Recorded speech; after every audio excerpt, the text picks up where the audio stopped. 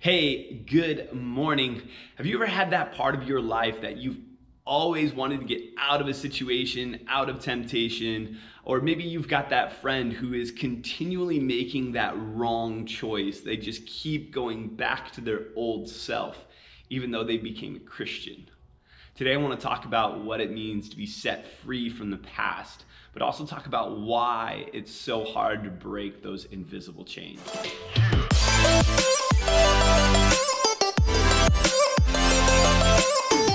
Before we jump into scripture here, I want to tell you guys a story. Well, it's not really a story, it's actually a study. In 1965, there was a lot of studies going around on this idea of conditioning.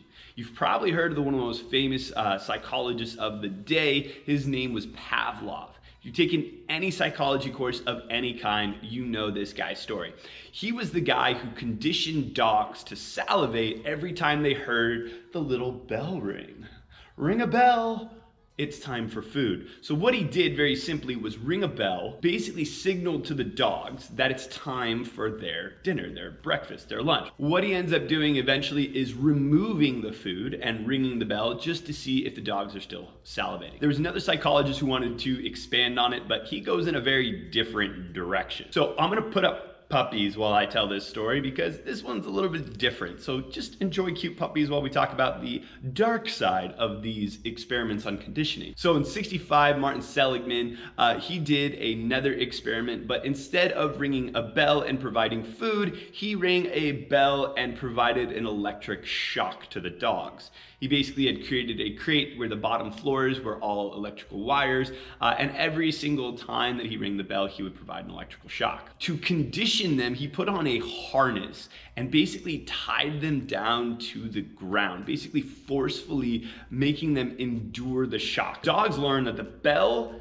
is the signal of what's about to come. That bell, that ringing, is going to be what is going to bring the pain. Eventually, the dogs stopped fighting the harness. The bell rang and they literally just went there. He could remove the harness and the bell would ring and the dogs would lay down to endure the shock. So he went one step further and he built this apparatus where it had two different boxes in it. One of the boxes was very similar to the ones that the dogs had always been in, but this one was a little bit different. You can see it right there. There was a little cutout for the dog to actually escape. If the dog chose to escape, he had the option to do so when hearing the bell. To make sure that this experiment was okay, he provided dogs who had never been through the conditioning process. So what that looked like is a dog who had never been shocked whatsoever is put inside of this cage and the bell rings and the dog's like, what is this?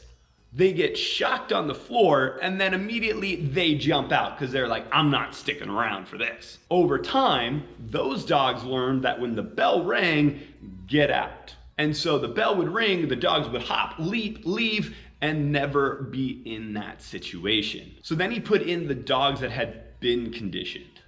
And so he put them in there, no harness, no nothing, just, hey, dog, be in this cage. Rang the bell, and instead of jumping out of that cage and to freedom, the dog just endured the shock. Even though there was a way out, the dog continually stayed there. It learned to become helpless. I know that we as people don't always see ourselves as dogs, but we have a term here at the shelter called our old dog. Our old dog lives in the lifestyle that it was accustomed to in the past.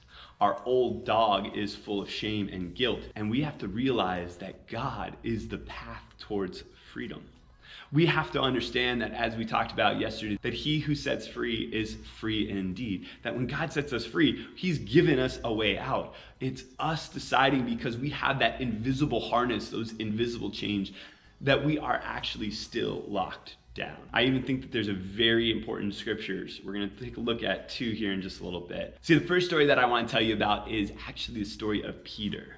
Now, when Jesus was about to be crucified, he basically told Peter that before the rooster crows, you're going to deny me 3 times.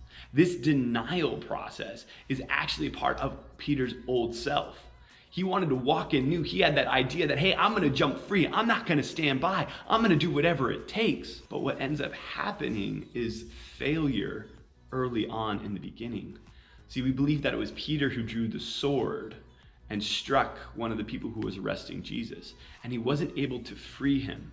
When he was asked again, hey, do you know Jesus? Hey, there's one of his followers. Hey, aren't you one of those? No, no, no.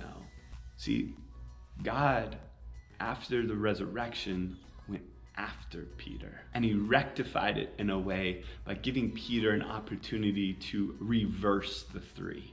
Do you love me? Do you love me? Do you love me? Yes, yes, yes.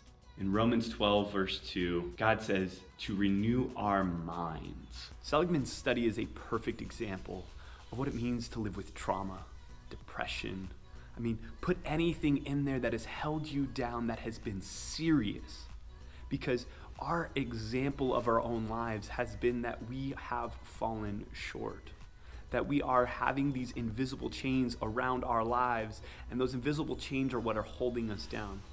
But that cutout is what Jesus made for us, because there is a way out. There is freedom on the other side, but we still have this belief that we have invisible chains or an invisible harness around our life that we can't actually set ourselves free. And the truth is we can't. It is only Jesus who gives us an opportunity to believe that we can be set free from the bondage of the things that have happened to us, the things that are still happening to us. Because we know if we continue to be in that position, the life and the pain is only going to continue. It is a sacrifice that Jesus made for all of us that gives us this opportunity to escape, to enter into a new life of true freedom. So I want to encourage you this morning. It is only Jesus that can remove us from the situations of our past traumas, our past failures, and our past sin. It is in his presence that he's calling us into that we can experience freedom. So in your own way, I hope that you are encouraged by this, that there is hope to remove the invisible harness, to pull yourself out of that situation, because we can't do it on our own. We feel that we are trapped. And it is by God's grace that he has sent his son to pull us out of our traumas.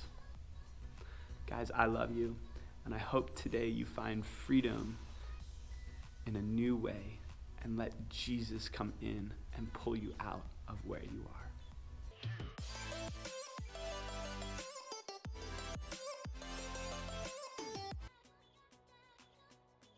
You know, right as they are going and Jesus is about to get crucified, everyone's arguing and saying like, oh, I know. Jesus says, you guys are going to betray me tonight.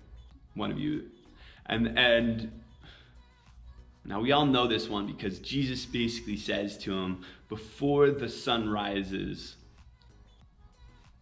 See, what Jesus says is before the rooster crows, you're going to deny me 3 times. See,